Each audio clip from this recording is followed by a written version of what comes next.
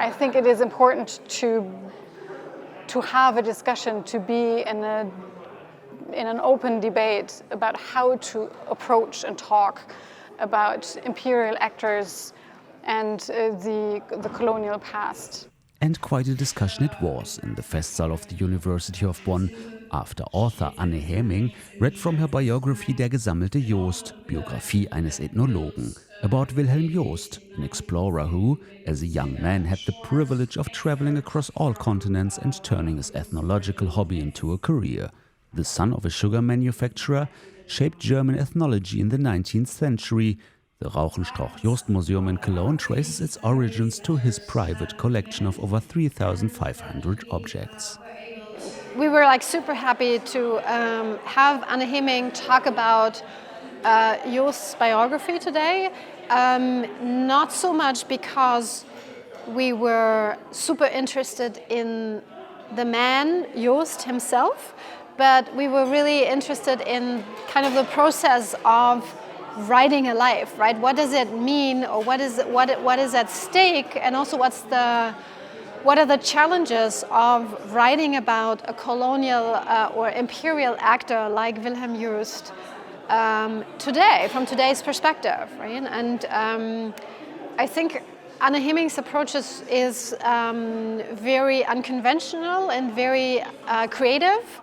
In her book, Anne Haeming crosses out words in Joest's original writings to provoke the reader to think about the colonial meanings and connotations of the excerpts. I decided to include original texts by Joest in the book because Joest's writing is very varied, and he is a very good writer as well. He was a very good writer, and I think it is important to show his original voice.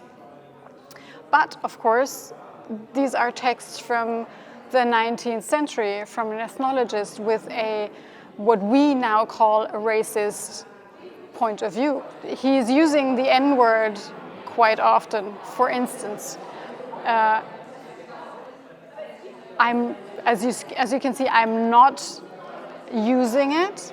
I'm covering it up, leaving part of the word out. Everyone knows what I mean, but in the text you will see the actual word, but it is marked, it's crossed out to visualize that it is not just a word like, I don't know, book or table, but that there is a problematic history behind this word. People often read biographies to be inspired by this great man, and Anne Haeming tried to do something totally different. I very much enjoyed her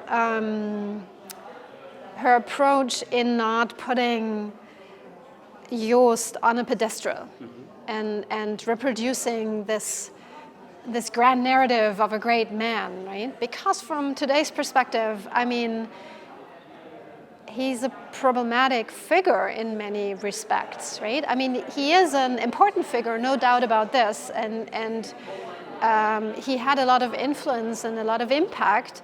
But the interesting thing for me is, how do we engage with this impact, this knowledge, this life, this legacy, without reproducing the structures and also the imperial implications inherent in that.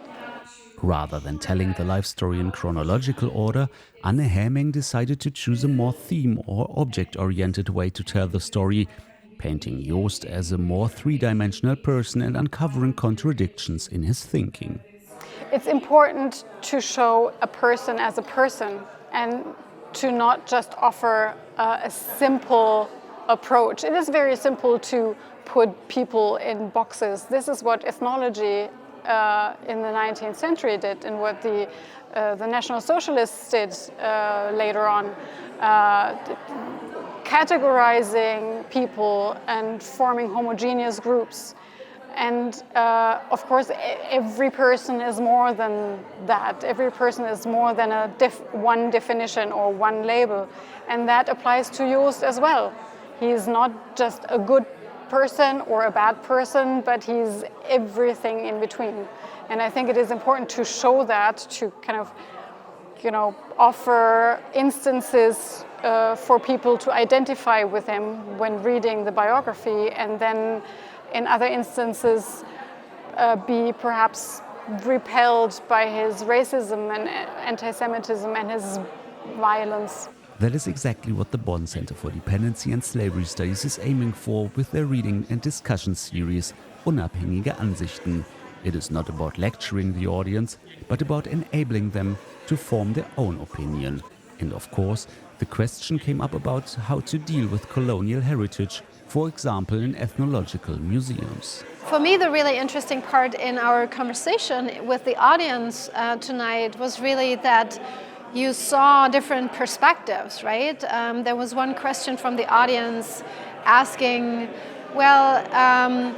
like a recent visitor to the museum said, why we need a more critical perspective on Joest, and she thought it was missing from the current exhibition.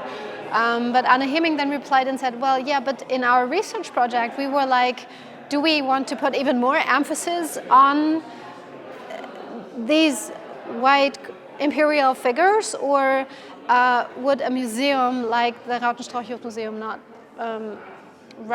prefer to, and that's obviously, that's a strategy they pursue, give more voice to curators and artists from other countries, countries whose material objects or subjects the Rautenstrauch-Joest Museum includes in their exhibition and collection. Right? So I think this little discussion already showed that there's no right and wrong, or this is the way to go, but there are different perspectives, and we need to have a conversation on that. This book was a result of a research project that was organized, conceived of by the Rautenstrauch-Joest Museum and funded independently. The Rautenstrauch-Joest Museum in Cologne, as well as a couple of other German as well as other European ethnological museums, are in the process of addressing their historic past as colonial institutions, or their collections as the remnants of colonial collections. There is the Linden Museum in Stuttgart, for instance, or the Grassi Museum in Leipzig, or the Völkerkunde Museum of the University of Zurich, to just name a few. And they are in the process of finding a kind of a new identity, being self-critical, opening up their databases and their collections in order to incorporate other perspectives, voices from the creator communities, in order to make sure that it is not just, white German perspectives on objects that were acquired, stolen, etc., from other parts of the world outside of Europe. And I think it's a tough business, but the important thing is that it is underway.